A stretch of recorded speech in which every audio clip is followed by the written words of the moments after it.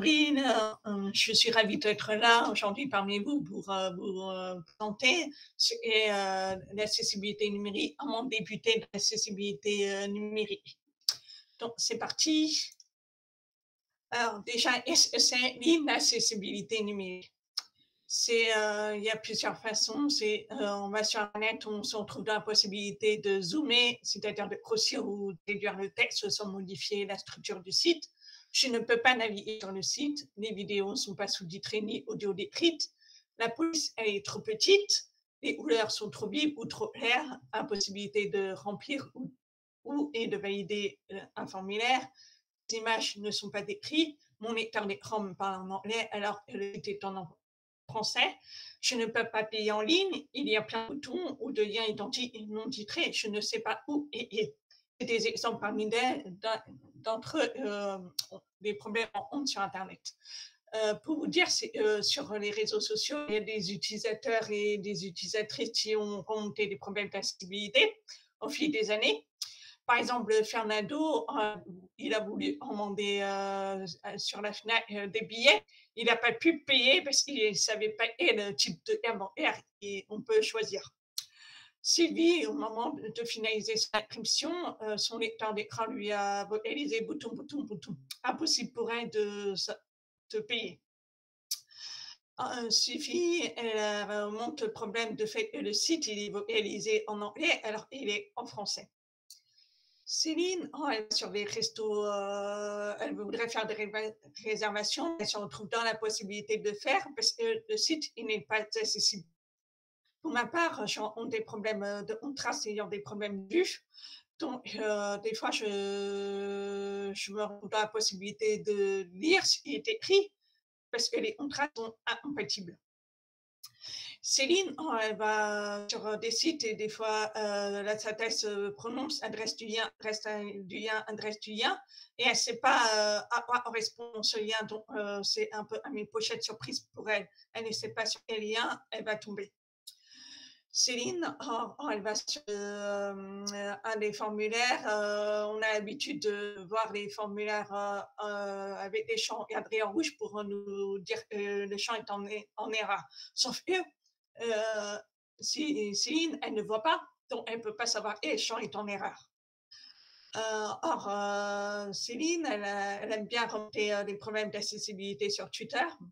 Elle va sur le site de La Poste, elle a essayé de reprogrammer la livraison et elle s'est retrouvée dans la possibilité de faire. Et pour les impôts, là aussi, elle n'a pas pu poser une réclamation.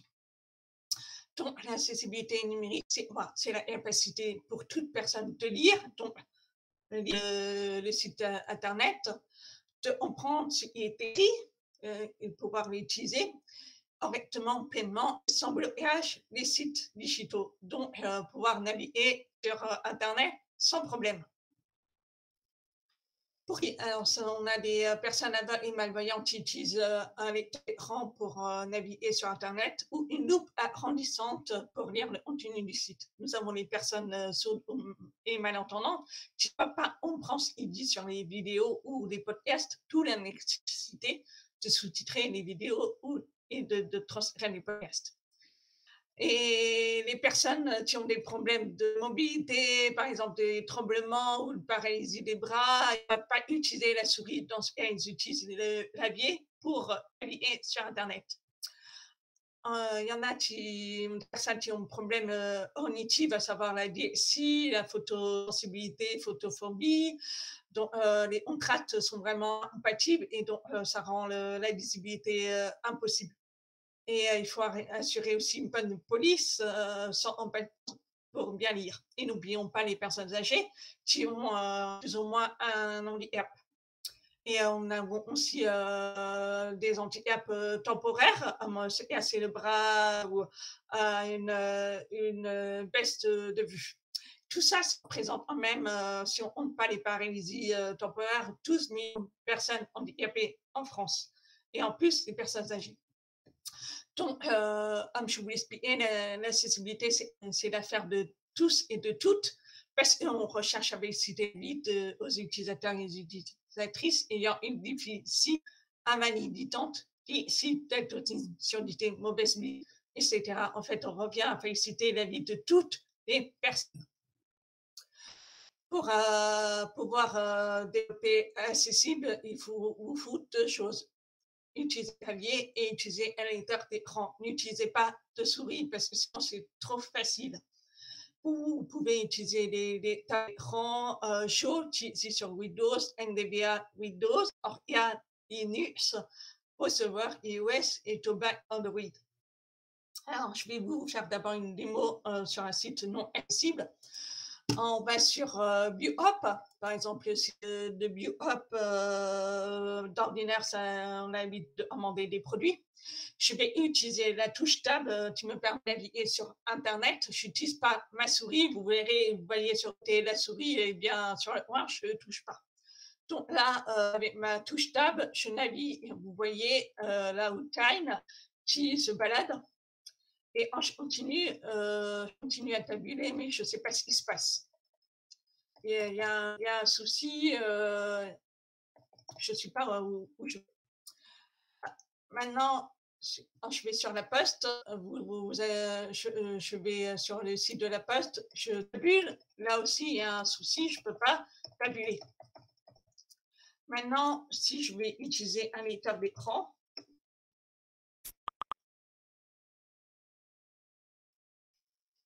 j'affiche les chargement de haine, dépassement de notifications connecté à la principale région, édition obligatoire aux complétions vides. Édition protégée obligatoire vide. Révéler le mot de passe graphique cliquable. Mot de passe oublié. Restez connecté, case coché, non coché. Vous voyez là, déjà les deux premiers champs, ils sont identifiant une mot de passe. On n'a pas l'information, mais les éléments suivants sont bien accessibles. Et donc, on va penser accessible avec les composants simples et régulièrement utilisés en HTML. Donc, il y a un formulaire, rendez-le accessible de manière simple. Alors, nous voyons un formulaire non accessible. On a l'habitude de voir le label identifiant, le input du texte ID avec le texte identifiant. Donc, on a bien une étiquette ID. Même chose pour le mot de passe, l'ID, texte mot de passe et le checkbox et son label. Quand je vois là, nous voyons, c'est un formulaire tout simple. Donc, on voit bien l'identifier mot de passe, mais par contre, le lecteur d'écran, il va me vocaliser en édition coupe, édition vide, édition protégée vide, et hoché, non hoché, en édition bouton. Là, moi, je sais que c'est un identifiant ou un mot de passe. Donc là, l'information ne m'est pas correctement restituée. Donc il y a bien un problème. Comment faire pour corriger ça?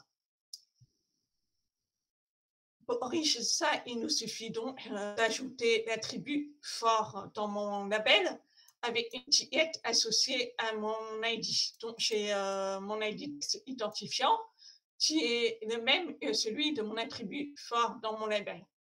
Et c'est pareil pour le mot de passe. Le fort mot de passe avec l'ID qui est bien attaché et mon checkbox avec mon label fort et mon ID. Donc c'est tout simple. Grâce à l'attribut fort, je vais pouvoir rendre accessible mon formulaire.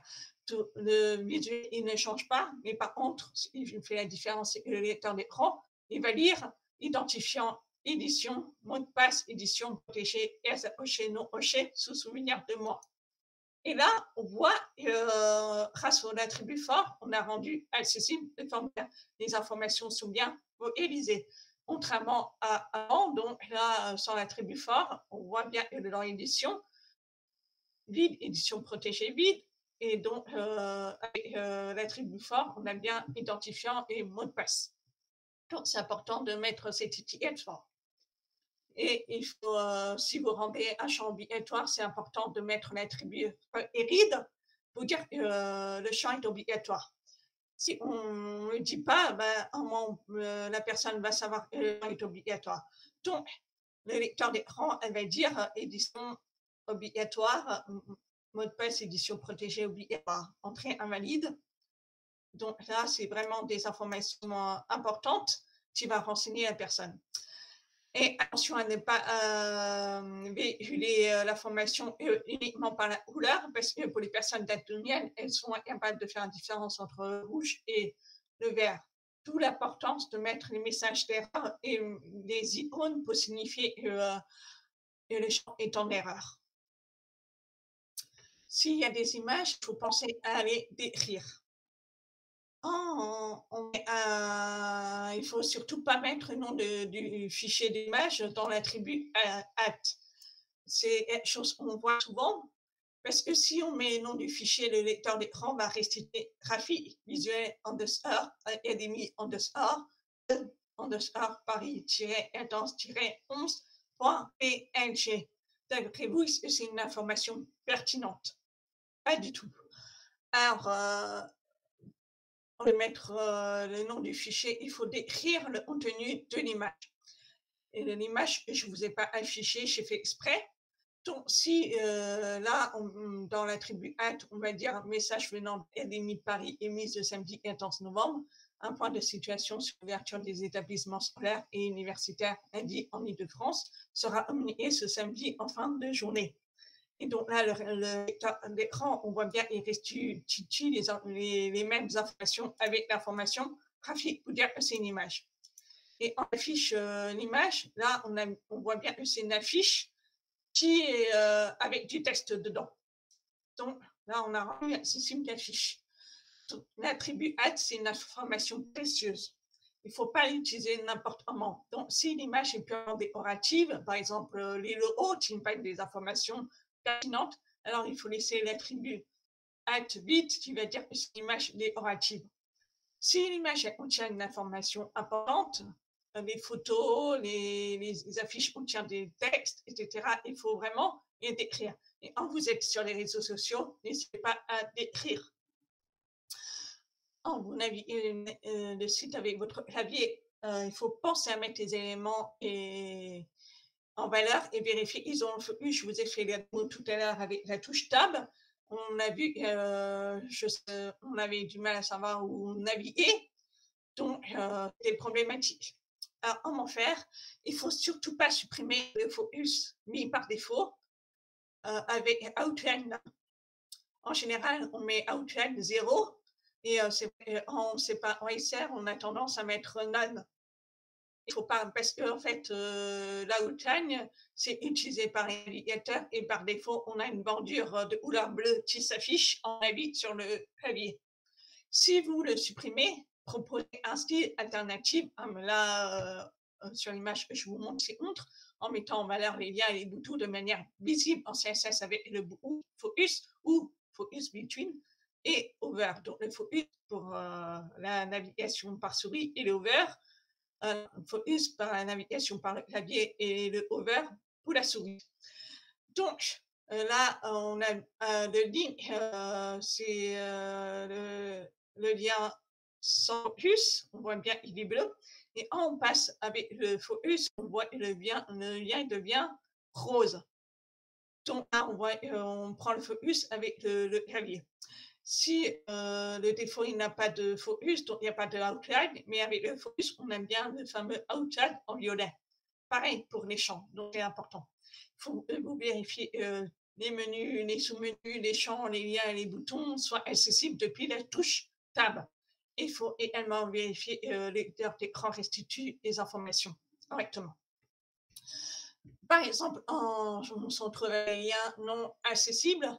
Souvenez-vous, Céline a dit que c'était des pochettes surprises, elle ne savait pas où lier. Forcément, si on met des liens, lire la suite partout, là nous voyons, lire la suite, l'écran d'écran va lire la suite, lire la suite, lire la suite, lire la suite, lire.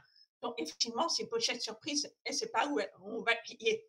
Donc, on peut savoir quel lien appartient à l'article.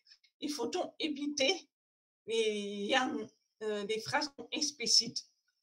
À savoir, lire la suite, voir ce lien ici, par là. Il faut mettre une information pertinente et explicite. Pour ça, il suffit d'ajouter l'attribut title dans mon lien qui va permettre de restituer l'information correctement. Le visuel, il ne change pas. Par contre, on voit bien que le lecteur d'écran restitue correctement l'information. Lire la suite, il y a lire les suites du passage de Lorem Ipsum standard en latin. D'un autre passage de Lorem Ipsum standard en latin, lire la suite de l'article sur l'accessibilité numérique, lire la suite de l'article sur l'RC2A. Donc, on voit bien, là, on a des informations supplémentaires. Et si on a une nouvelle fenêtre, il est important de le préciser. Donc, parce que si on ne dit pas qu'il y a une nouvelle fenêtre, la personne qui utilise l'état d'écran ne va pas savoir et elle va devoir aller sur un autre onglet. D'où l'importance de lire la suite du passage IMSA standard en latin, nouvelle fenêtre. Par contre, si le libellé de votre lien est explicite, n'utilisez pas l'attribut du titre, sinon l'information elle est redondante. Là, nous avons des boutons non accessibles. Souvenez-vous, Fernando et Sylvie se retrouvent dans la possibilité de payer parce que le lecteur d'écran faut réaliser bouton. Effectivement, là, on voit qu'il y a des attributs actes qui sont vides. On voit les images Visa, Mastercard, PayPal, mais la personne qui utilise le lecteur d'écran, elle ne va pas savoir que ces trois boutons, c'est Visa, Mastercard, PayPal. Comment rendre accessibles ces boutons?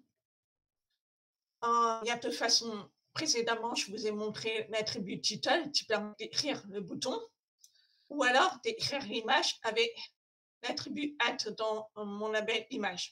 Donc là, le visa ne change pas et pour les lecteurs d'écran, il va vous réaliser correctement. Payer avec Visa bouton, payer avec Mastercard, Rafi bouton, payer avec PayPal, Rafi bouton. Et voilà, j'ai rendu mes boutons accessibles. Je vous rappelle, le bouton, ce n'est pas un lien. Un lien n'est pas un bouton. Si ça doit aller quelque part, il faut mettre un lien. Si ça doit faire quelque chose, mettez un bouton. Parce que si vous transformez le bouton en lien, la personne va s'attendre à aller quelque part. Or, non, on attend à une action.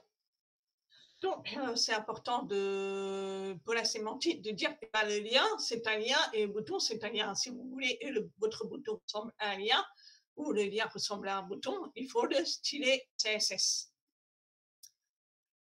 On est un peu l'attribut index. Par exemple, Julie et JS se retrouvent dans la possibilité de naviguer sur le formulaire parce que dans le formulaire, il y a des attributs index-1 partout. Et en fait, le index-1, ça enlève le focus de l'élément. Donc, ça empêche la navigation du clavier pour aller vers l'élément. Si vous voulez donner le focus à l'élément, il faut mettre index 0, par exemple, dans le cas du pop-up, d'un div, vous voulez donner focus, il faut mettre index 0.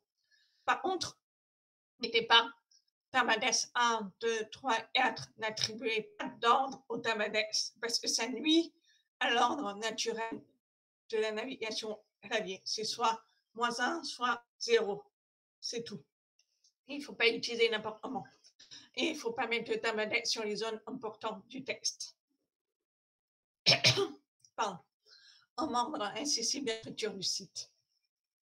Souvenez-vous, Sylvie nous a dit qu'il y a eu un problème, mon site a été réalisé en anglais. En effet, on a l'habitude de créer des frameworks React en Angular ou en Vue.js. Automatiquement, on a des pages HTML qui se créent, et par défaut, ils mettent la langue en anglais. Et n'oubliez pas à changer la langue de votre page HTML en mettant en français. C'est super important. Sinon, il va utiliser la langue par défaut. Donc, c'est important, nécessaire de mettre la langue. Si sur votre page, vous avez des mots d'une autre langue, latin, anglais, espagnol, etc., précisez-le dans un span. Donc, le lecteur d'écran, il va vocaliser, le lecteur d'écran vocalise en français, puisque j'écris du texte en français. Then I write in English, the screen reader was be able to vocalize in English. Donc, grâce au span, là, il va pouvoir vocaliser en anglais la phrase. C'est super important. C'est important également de respecter la hiérarchie des titres. Il ne peut pas y avoir de trou entre H1 et H3. Donc, il faut y penser à une table des matières ou à sommaire, comme vous voulez. S'il y a des trous, ça nuit à la navigation. Et parce que les personnes qui utilisent les lecteurs d'écran peuvent avoir la liste des titres et aller directement dans le titre qui lui intéresse. Donc, s'il y a un trou, ben, ça empêche la navigation. Donc, on ne peut pas avoir les autres titres. Donc, c'est important de respecter H1, c'est suivi de H2, suivi de H3, suivi de H2, 4, H5, H6. Et c'est bon pour les ciseaux. N'utilisez pas le guide juste pour grossir ou réduire la taille du texte. Si mon H1 est trop gros, on est tenté de mettre H3 pour, voilà, pour avoir la bonne taille. Non, mettez le H1 et mettez, là, s'il faut styler votre titre, dans votre CSS, vous pouvez mettre H1, point H1. Et là, dans cette RPC, on a H3, donc dans votre fiche de style, vous avez H3 et là, vous ajoutez point H3 pour que le style soit appuyé. Il faut également respecter la structure du document. Le header, le nav, le main et le footer sont obligatoires. Le main est unique et le nav est réservé aux zones de navigation. Pourquoi je vous dis ça? Parce que dans chaque zone, on doit y attribuer l'attribut rôle qui permet à la personne du lecteur d'écran de s'orienter vers les zones importantes du page web et de naviguer rapidement vers ces zones. Et donc, si on a dans le tag header, il faut mettre l'attribut banner. Pour le main, le rôle main. Le footer, le rôle antenne info. Si dans une div, on a une zone de recherche, il faudra mettre rôle search. Et comme je vous l'ai expliqué, s'il y a plusieurs nav, il faut mettre le rôle navigateur, navigation. L'attribut rôle est aussi utilisé. On a des rôles alertes, des notifications qui s'affichent ou des rôles dialogue, c'est des pop-up. Donc, voilà, il y a tout un tas de types de rôles que vous pouvez utiliser. Il faut également penser aux zones de texte. Et bien, éventuellement, j'ai oublié de vous faire une mot. De fait, je suis sur BioUp, je zoome jusqu'à 500%. Je descends, mais je ne vois pas ce qui se passe. Je ne vois pas ce qui se passe. Je ne vois pas la suite du site. Il y a un souci. Mais je zoome jusqu'à 250%. Là, le menu me prend la moitié de la page et quand je descends, c'est LR pour voir le reste. Donc, il faut vraiment penser aux zones du texte. Le zone du texte, tu peux aller jusqu'à 200%, voire plus sans l'intérêt. À l'époque, avant, sur l'exemple là, c'était le responsive arrive. Là, on voyait les blocs s'embrayer les uns et les autres. Donc, c'était un problème. Et le problème, il venait aussi du fait qu'on mettait des tailles en valeur fixe.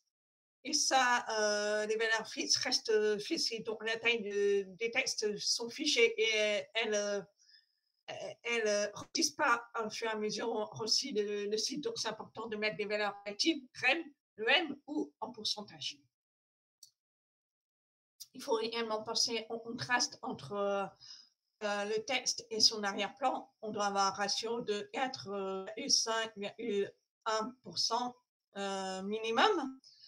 Si on zoome, on doit avoir un ratio de 3,1 minimum. Donc, c'est important de respecter le contraste entre le texte et son arrière-plan. Vous avez des maquettes qui vous permettent de définir votre charte graphique avec des couleurs accessibles. Pourquoi? Parce que, par exemple, on a un champ, par exemple, qui dit « Entrez votre email ». Ici, on voit à peine le libellé. Pour ma part, je vois très mal le libellé. Donc, c'est vraiment un contraste très bas. Autre exemple, je vous ai dit, j'ai eu du mal à lire un email qui est formaté en HTML. Et les couleurs sont jolies, mais impossible à lire le contenu du texte. c'est orange sur un fond vert. C'est pour moi, le contraste il est très important. Ensuite, nous avons la partie ARIA. ARIA, c'est une spécification qui propose la possibilité de définir un composant simple, riche, simple et riche, une description des rôles, des états et des propriétés, de manière à qu'ils soient reconnaissables et utilisables par les utilisateurs et utilisatrices de technologies d'assistance. Avec ARIA, on permet de féliciter la navigation au clavier et la restitution des informations dans le lecteur d'écran. Là, par exemple, nous avons l'ARIA label qui est équivalent de title, ARIA labelling by pour titrer l'objet, ARIA decrypt by pour décrire l'objet, ARIA read pour rendre le champ obligatoire, mais si vous utilisez déjà le read, ça suffit, il n'y a pas besoin de ARIA read. ARIA check-in pour dire l'élément est hoché ou pas. ARIA valide pour dire l'élément est invalide ou pas, c'est d'utiliser dans le cas des formulaires. ARIA libre, c'est on a une action qui est déclenchée, un nouvel événement JavaScript qui est déclenché. Et donc, il faut restituer ces informations-là dans par exemple, on a un onglet qui s'ouvre, et ben, il faut restituer le contenu de l'onglet qui s'ouvre. Ou dans le cas de SPA, des actions animation, il faut vraiment restituer ces informations. Donc, grâce à l'ARIA livre, ça va aider. Ensuite, nous avons ARIA Expanded, c'est utilisé pour les onglets, les listes déroulantes, tu vas dire éléments dépliés ou repliés. Et ARIA Hidden, c'est un élément haché visible pour nous, mais haché au lecteur d'écran, utilisé essentiellement pour l'easy on. On prend l'easy on i, ARIA Hidden true, parce que les easy on ne sont pas des informations explicites, donc il faut mieux le hacher. Mais n'oubliez pas de détrer le bouton si vous utilisez l'icône. Voilà, c'est des exemples parmi d'entre elles. Si vous reprenez un projet qui emporte des attributs ARIA, ne les supprimez pas, elles sont là pour l'accessibilité. Si vous ne savez pas les utiliser, abstenez-vous parce que ça fait plus de mal de bien si vous utilisez mal les attributs ARIA. Donc, entendez-vous de mettre des attributs HTML tout simples. Voilà, donc aux attributs HTML rend facilement les formulaires, les boutons, les liens, et c'est très peu coûteux. À un moment, on commence à concevoir l'accessibilité numérique. Dès le début du projet, on ne dira jamais assez, il faut y penser dès le début A à Z. Au moment du maquettage, au moment où on crée le projet, dans le développement, on fait dès le départ. Parce que si vous le faites à la fin du projet et on constate que le site n'est pas accessible, ben, ça va vous coûter plus cher. Parce qu'il faut repasser chaque page, il faut casser des trucs. Et là, et du coup, ben, ça va coûter beaucoup plus cher. Donc, le mieux, c'est de le faire dès le début. Et l'accessibilité numérique ne concerne pas les sites Internet, mais aussi les sites intranet et extranet. Effectivement, on a des personnes handicapées qui travaillent. Donc, si elles utilisent des outils qui ne sont pas accessibles, comment elles peuvent faire leur travail si les outils ne sont pas accessibles? Donc, l'accessibilité, ça concerne aussi ces sites-là. Il n'y a pas de solution magique. C'est important, je vous le dis, parce que oui, il y a des outils de surcouche qui peuvent rendre accessibles certains sites, mais pas pour tous les handicaps. Elle ne peut pas décrire automatiquement les boutons, les images, labelliser les champs, étiqueter champs, etc. Donc, les outils de surcouche ne permettent pas ça. Donc, la solution, c'est vraiment de mettre les mains dans la oui. Et si les sites ont des outils de surcouche, ça peut entraîner des problèmes de fonctionnement. Parce qu'on utilise nos propres outils et s'ils rentrent en conflit avec l'outil surcouche, ça peut poser problème. Donc, la seule solution, c'est vraiment de mettre les mains dans le embouille. Donc, autrement dit dans le HUD. Donc, je vais vous faire un démo avec un site accessible. Par exemple, je suis sur le site du gouvernement avec un état d'écran qui va s'afficher. Voilà. Bannière région, gouvernement, visiter lien, gouvernement, retour, l'apostrophe, accueil, dialogue, recherche région, recherche édition, recherche vide, rechercher bouton, menu principal, dialogue, liste de 3 éléments, développé, liste de 5 éléments, l'apostrophe, espace, presse, lien, agenda, lien. Voilà un peu comment ça se passe. On voit le naturel. Et je vous ai montré donc, la bordure couleur bleue qui est naturelle. Et puis on voit tout est brisé correctement. La navigation avec le clavier, ça fonctionne bien. Donc on voit bien en rendant accessible un site, on peut naviguer sur Internet, le site du gouvernement, et c'est bien modélisé. En termes de documentation, pour pouvoir rendre un site accessible, vous pouvez vous baser sur les H2A qui permettent de contrôler l'accessibilité du site et ses contenus. Et le H2A est basé sur les normes internationales d'accessibilité numérique, WCA, et le H2A qui est disponible sur le site du gouvernement, qui représente une centaine de critères.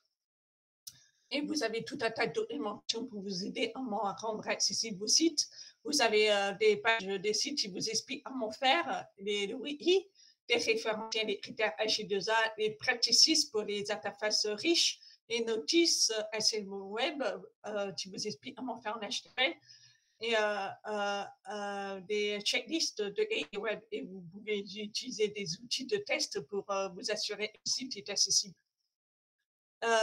Je vous ai montré, c'est vraiment au début, c'est vraiment de la base. Donc, je vous invite à vous former auprès des agences qui donnent des formations autour de l'accessibilité numérique. Et si vous voulez vous assurer que vos sites sont accessibles, vous pouvez faire des audits et vous faire accompagner auprès de ces mêmes agences. Voilà, merci beaucoup pour cette présentation. Si vous avez des questions, je suis à votre disposition. Tu as un ratio, un pourcentage de sites qui sont correctement développés ou inversement ceux qui sont pas bien développés? Parce que je pense que le ratio doit être énorme. Est très très faible. On n'a pas de ratio, mais on estime. C'est très difficile d'estimer le nombre de sites accessibles. Je ne vous ai pas parlé de législation, mais normalement, on a la loi du 11 février 2005 qui dit que les sites publics ils doivent être accessibles. Et malheureusement, cette loi a été repoussée en 2027, donc l'échéance a été repoussée en 2027, alors que tous les sites publics devaient être accessibles, et grosse majorité d'entre elles ne sont pas. Concernant les sites privés, il y a la loi qui préconise que les sites des entreprises qui ont une chiffre d'affaires de plus de 250 millions d'euros, ils doivent être accessible. Là aussi, il n'y a pas, normalement, on doit respecter ces lois-là, mais aussi ça a été repoussé en 2027. C'est fort dommage. Donc, oui, on ne peut pas estimer le nombre de sites qui est accessible. Par contre, on a beaucoup d'utilisateurs et malvoyants qui disent qu'à chaque fois qu'ils vont sur des sites, mais ils ont beaucoup de problèmes. Donc, ils sont très frustrés. Là, en ce moment, avec les achats de mails, pour commander des cadeaux, c'est vraiment un problème. C'est vraiment une boîte dans un molle de fond. Ouais, ça rejoint un peu ma deuxième question que j'avais. Après, j'ai vu que Laurent avait posé une question, donc je poserai la question de Laurent juste après. Mais ma deuxième question était en relation justement au achat. Est-ce que, par exemple, il peut avoir si un site e-commerce vend des choses, je suppose qu'il se doit d'être accessible, sinon ça peut poser des problèmes aux acheteurs. Est-ce qu'il peut avoir des recours contre les acheteurs qui ont fait une fausse manip parce que le site n'est pas correctement développé, inaccessible je sais pas, il s'est abonné à quelque chose alors que c'était pas clairement identifié ou? Ben, justement, on va sur le site, de BioHub, bah, là, on voit en termes d'accessibilité, on a une surcouche, d'outils de surcouche, mais on ne voit pas la page, d'accessibilité qui nous permet de voir, si le site est accessible. Donc, oui, par exemple, si on va sur les sites et on teste les services clients, et ben, souvent, on leur demande ce qu'il faut pas pour être accessible et les utilisateurs, ils sont pas développeurs, ils savent pas. Donc, c'est en fait, c'est notre responsabilité en tant que développeur de penser vraiment à tous les publics. Surtout, il y a 12 millions de personnes handicapées en France. Donc, c'est notre boulot d'y penser dès le début. Donc, c'est pas aux utilisateurs de dire on va faire. Parce que Oui, bien eux, sûr. ils ont leurs propres outils, ils font ce qu'ils peuvent. C'est Bah, notre en fait, ma question était plus en termes de recours si après un travail problème de survenu. il n'y a Il y a pas de pas de recours. recours Après, ou jurisprudence? on peut saisir les défenseurs des droits pour faute d'accessibilité, mais il n'y a pas de contrôle réellement. La loi a été repoussée en 2027. Normalement, il devrait y avoir des amendes, des sanctions, mais pour l'instant, on est assez laxiste dessus. D'accord. OK. Alors la question de Laurent, c'est, est-ce qu'il y a des langages qui favorisent l'accessibilité? React.js, Vue, Angular?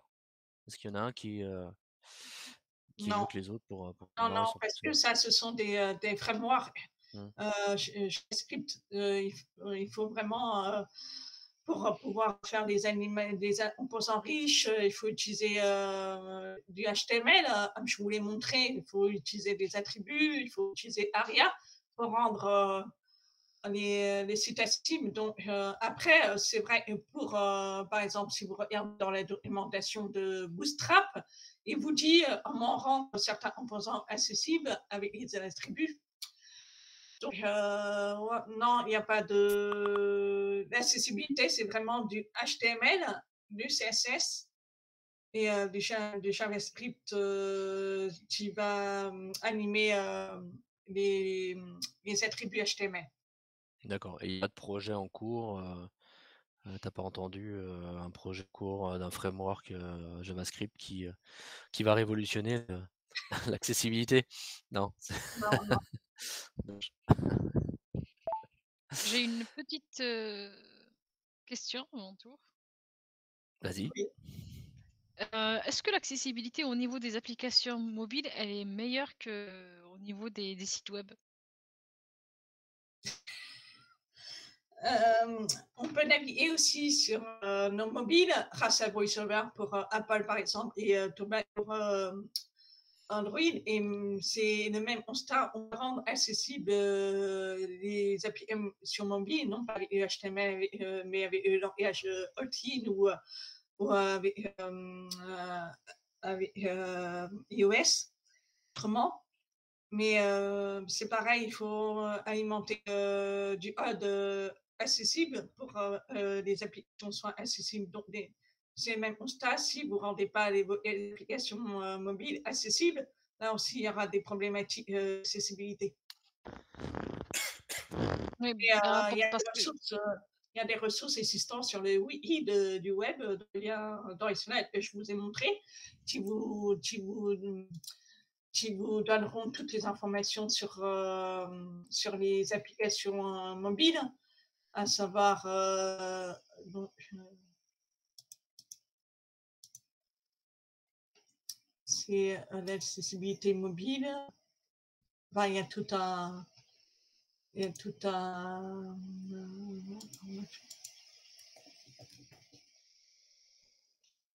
voilà, donc il y a des checklists qui existent sur l'accessibilité mobile pour Android et iOS qui permet de faire autrement. Et parce que je sais que pour l'accessibilité mobile, c'est pas, on n'utilise pas du HTML. Mais oui, il existe des ressources. et là, je sais qu'actuellement, au niveau des en fait, des mobiles déjà, des smartphones, on a l'accessibilité intégrée avec le système Android et je suppose que cette, feature n'existe pas pour, pour les PC, pour les systèmes Windows. Si, même pour les applications Windows aussi, il faut les rendre accessibles. Par exemple, sur Windows, les logiciels Office, ils sont accessibles. Donc, si on utilise par exemple du Xamarin, là, on va faire la même chose, on va prendre les attributs accessibles.